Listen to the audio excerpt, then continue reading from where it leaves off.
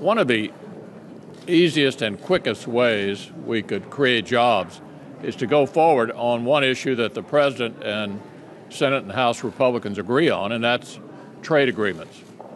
The President says he's in favor of Korea, Panama, and Colombia. We would like for him to send them up and begin the process.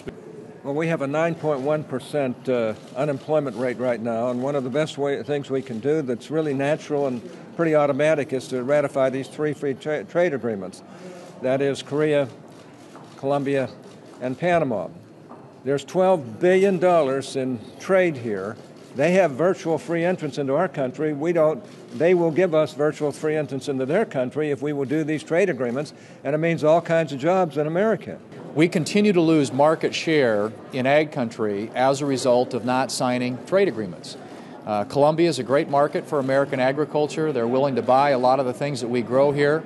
But because we have had these trade agreements stalled out, other countries that have negotiated bilateral agreements with many of these countries are now stepping in and filling that void. And as a consequence, we're losing agricultural export opportunities for American agricultural producers, and it is costing us jobs here at home. So the President this past week nominated a Secretary of Commerce, John Bryson, and the President thinks he's the right man at the right time. We're at a point in our economy we need to make it easier and cheaper to create private sector jobs. The President has appointed someone who is going to make it harder and more expensive for the private sector to create jobs. Free trade, taxes, regulation, right to work, tort reform, those are the sorts of policies that we know will work because all we need to do is look at the laboratories of democracy, otherwise called the states.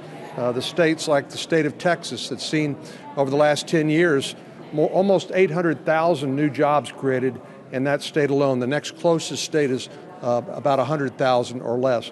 So we know policy makes a difference, and if we're going to grow the economy, if we're going to get back on that path to prosperity, we're going to have to do both cutting as well as growing.